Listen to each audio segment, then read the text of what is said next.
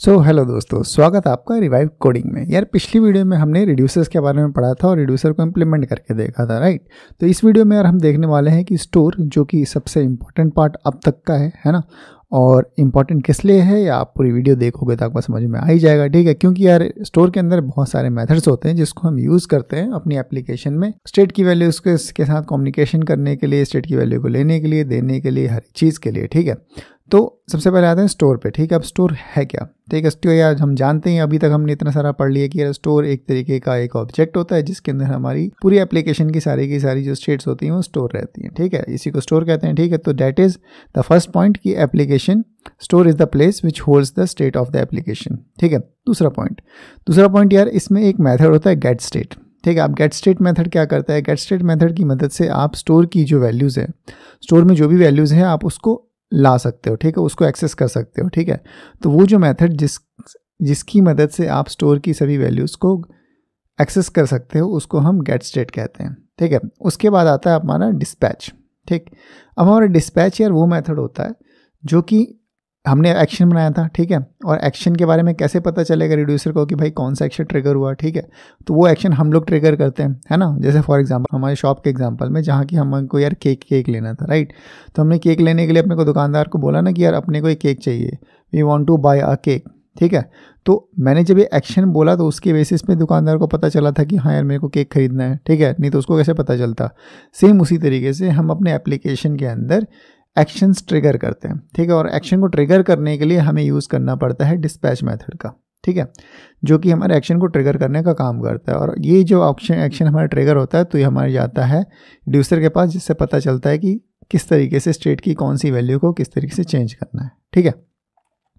और यार इसके बाद हमारे पास एक मेथड होता है सब्सक्राइब, ठीक है। सब्सक्राइब यार उसी तरीके से मेथड काम करता है जिस तरीके से हमारा सब्सक्राइब यूट्यूब पे काम करता है, ठीक है। फॉर एग्जांपल यार अगर आप मेरे चैनल को सब्सक्राइब करोगे, ठीक है, तो मैं जब भी एक वीडियो अपलोड करूँगा तो आपको सबसे पहले पता चल जाएगा, है ना, कि यार यहाँ एक वीडियो अपलोड हुई है। फिर आप उस वीडियोज़ को देख सकते हो और अपनी नॉलेज को बढ़ा सकते हो, ठीक है। उसी तरीके से यार हमारी एप्लीकेशन के अंदर जो हमारा सब्सक्राइब मेथड होता है, सब्सक्राइब मेथड का हम यूज़ इसलिए करते हैं ताकि जैसे ही मेरी जो स्टेट है, ठीक है, जो भी मेरी स्टेट है उसकी जैसे ही वैल्यू में किसी तरह का चेंज आए तो मेरे एप्लीकेशन को ठीक उसी समय पता चल जाए, ठीक है। मेरे एप्लीकेशन को पता चल जाए कि भाई यहाँ स्टेट में कुछ चेंज हो गया है, ठीक है। और इसकी वैल्यू को अब जो पुरानी वैल्यू थी बदल चुकी है, अब तो नई वैल्यू ले लो, ठीक है, और नई वैल्यू को अपडेट कर दो, ठीक है। तो that is what where we use subscribe, ठीक। और इसी तरीके से हम इन फंक्शंस का यूज़ करते हैं। और एक और फंक्शन होता है जिसको हम अनरजिस्टर बोलते हैं या फिर अनसब्सक्राइब मेथड बोलते हैं, ठीक है। तो उस अनसब्सक्राइब मेथड का हम बेसिकली यूज़ किस लिए करते हैं। अब यार मैंने सब्सक्राइब तो कर लिया, अब हो सकता है अगर किसी पॉइंट पे मेरे को इस बात की भी ज़रूरत पड़े कि यार मैंने जो पहले सब्सक्राइब किया हुआ था, मतलब मैंने किसी चैनल को सब्सक्राइब किया था, मैं उसको अनसब्सक्राइब करना चाहता हूँ, ठीक है। तो मेरे पास ऑप्शन होना चाहिए ना, ठीक है। तो उसी तरीके से हम जिस स्टोर की अगर किसी वैल्यू को अनसब्सक्राइब करना चाहते हैं जिसको मैंने पहले सब्सक्राइब किया हुआ था, ठीक है, मतलब अगर उस स्टेट की वैल्यू को कभी भी चेंज करो तो मेरी एप्लीकेशन को पता चल जाए। मगर फॉर एग्जांपल मान लो कि किसी केस में मेरे को अब उसकी ज़रूरत नहीं है तो मैं उसको अनसब्सक्राइब भी कर सकता हूँ, ठीक है। यहाँ हमने रिडक्स स्टोर के बारे में बात तो कर ली, मगर अब हम इसे देखेंगे एक्शन में कि ये सारी चीज़ें किस तरीके से होती हैं और किस तरीके से हम अपने स्टोर को एप्लीकेशन में सेटअप करेंगे, ठीक है। तो चलते हैं यार अपने कोड एडिटर पे आ जाते हैं, ठीक। तो यार अभी तक हमने क्या क्या कर लिया था, हमने अभी तक अपने कांस्टेंट को डिफाइन कर लिया था, एक्शन को डिफाइन कर लिया था, रिड्यूसर्स को डिफाइन कर लिया था, ठीक है। तो अब हम यहाँ डिफाइन करेंगे अपना स्टोर। तो स्टोर को यार सबसे पहले सेटअप करने के लिए आपको इंस्टॉल करना पड़ेगा रिडक्स को, ठीक है। तो रिडक्स को यार सबसे पहले मैंने आपको इंस्टॉल करा दिया था, ठीक है। और अगर आपने आपको नहीं किया तो कोई बात नहीं, आप बेसिकली यार अपने टर्मिनल में जाओ, ठीक है, और यहाँ लिखो npm i और फिर लिख देना रिडक्स, ठीक है। रिडक्स लिखना और एंटर कर देना, आपका जो रिडक्स है इंस्टॉल हो जाएगा। इंस्टॉल होने के बाद यार आपको पता चल जाएगा कहाँ, आप यहाँ जाओगे पैकेज.json के अंदर, आप यहाँ डिपेंडेंसी के अंदर जाना, यहाँ रिडक्स लिखा होना चाहिए। अगर रिडक्स लिखा हुआ है तो इसका मतलब आपके एप्लीकेशन में आपने रिडक्स को इंस्टॉल कर लिया, ठीक है, ओके।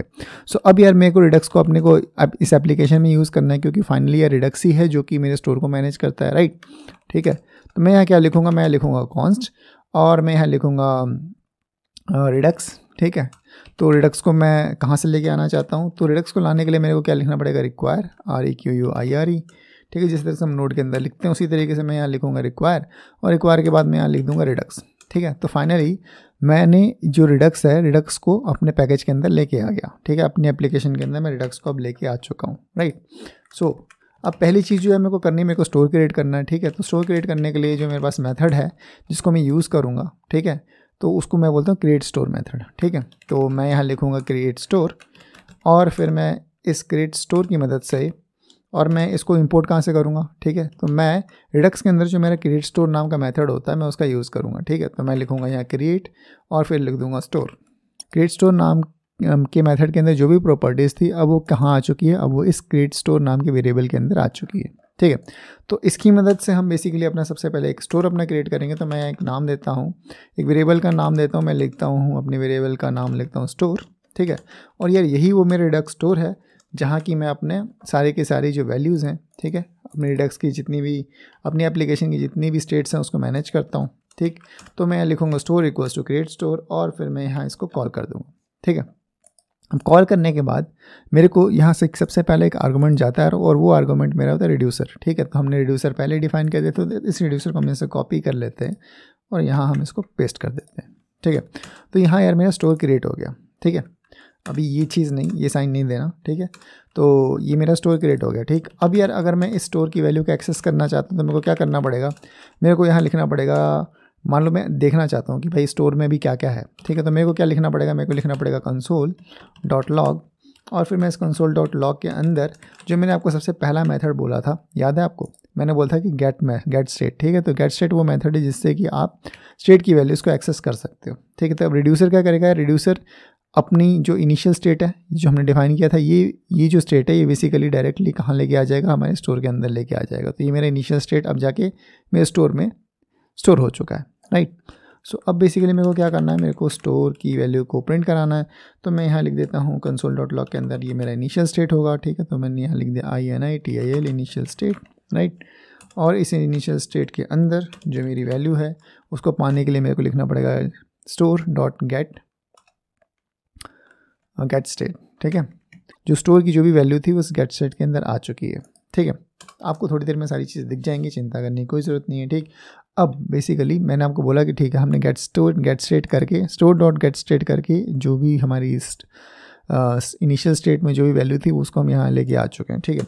अब मैंने आपको दूसरा मेथड बोला था कि यार सब्सक्राइब, ठीक है, कि यार सब्सक्राइब को किस तरीके से यूज़ करना है। तो सब्सक्राइब बेसिकली एक तरह का लिसनर है कि जब भी चेंज होगा, जब भी हमारे एप्लीकेशन में किसी तरह का चेंज होगा तो क्या होगा, मेरे इस सब्सक्राइब को अगर मैंने किया हुआ है किसी स्टेट को, ठीक है, तो उसके बारे में अपडेट मेरे को मिल जाएगी, ठीक है। तो उसको यूज़ करने के लिए आपको क्या करना पड़ेगा, आपको लिखना पड़ेगा क्या, store.subscribe SUBSCRIBE सब्सक्राइब, ठीक है। तो ये बेसिकली स्टोर का ही एक मेथड है ना, रिडक्स का एक मेथड है, राइट।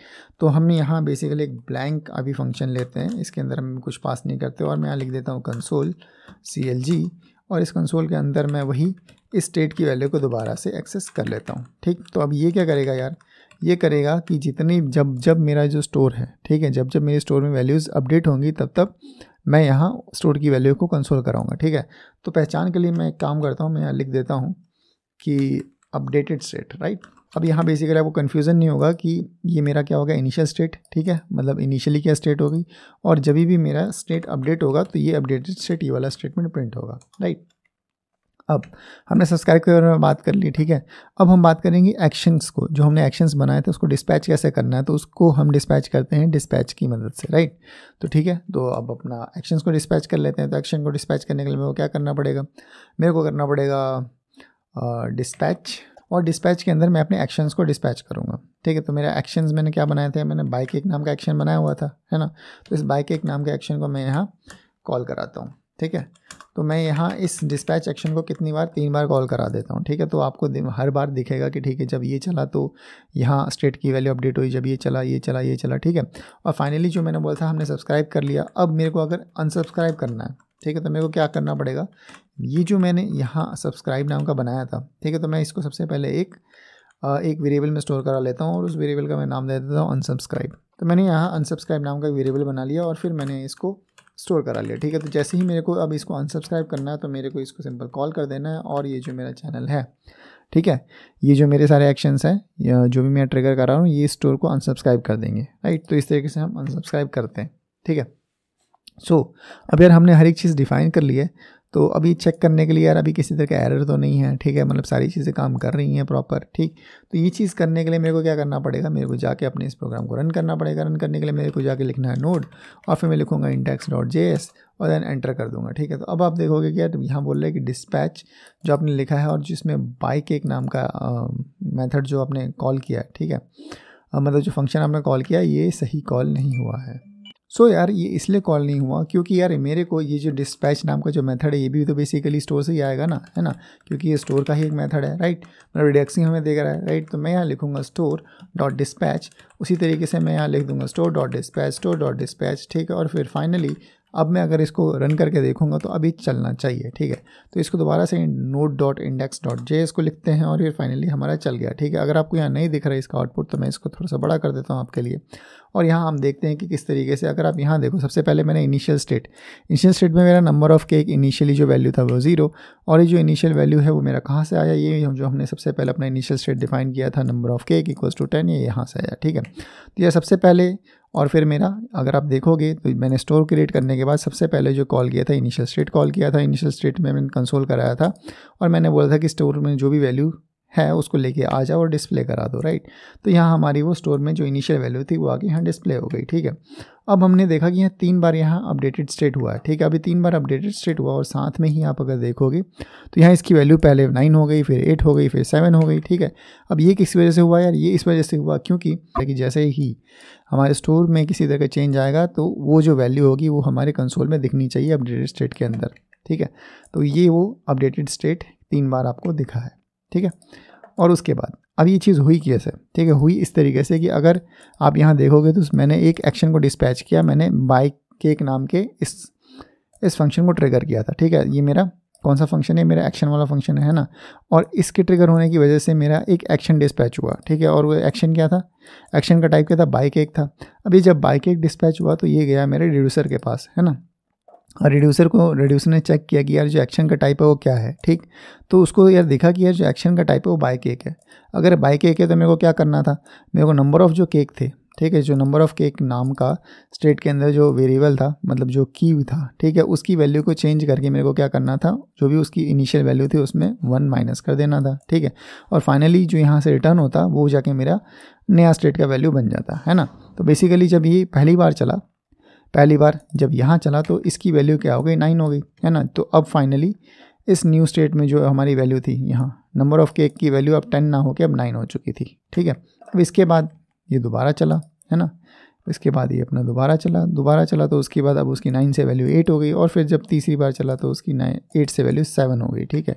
और फाइनली जब ये 7 हो गया तो फिर हमने बेसिकली अपने इस स्टेट को अनसब्सक्राइब कर दिया, ठीक है। तो जैसे ही हमने इसको अनसब्सक्राइब किया तो अब फर्दर ये आपको वैल्यू नहीं दिखी, ठीक है। तो इसका क्या मतलब है यार, तो इसका मतलब ये है कि यार आप अनसब्सक्राइब, सब्सक्राइब किस तरीके से एक्शन को डिस्पैच करते हैं और किस तरीके से आप एक्शन को सब्सक्राइब कर सकते हैं, किस तरीके से एक्शन को क्रिएट करते हैं, ये सारी चीज़ें आपने देख ली, ठीक है।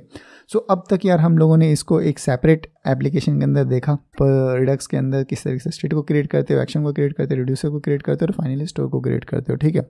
आगे आने वाली वीडियोज़ में यार हम इसको देखेंगे कि हम किस तरीके से इसको रिएक्ट में इम्प्लीमेंट करते हैं, राइट, और रिएक्ट में कितने डिफरेंट तरीके से हम इसको यूज़ कर सकते हैं, ठीक है, राइट।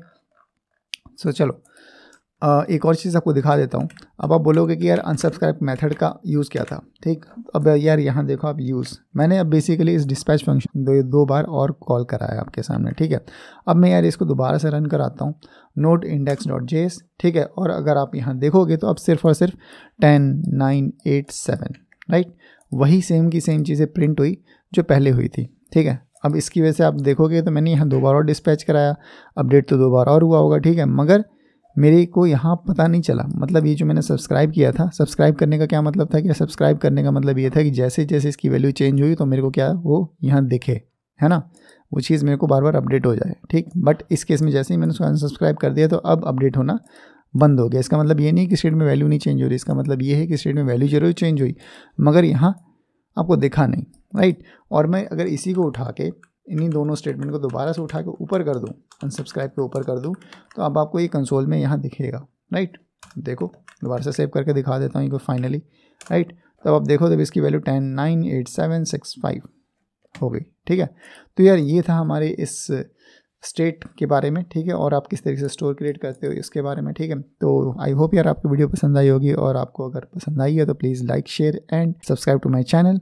एंड यार इस वीडियो में इतना ही, मिलते हैं अपने नेक्स्ट वीडियो में, तब तक have a nice day and good bye.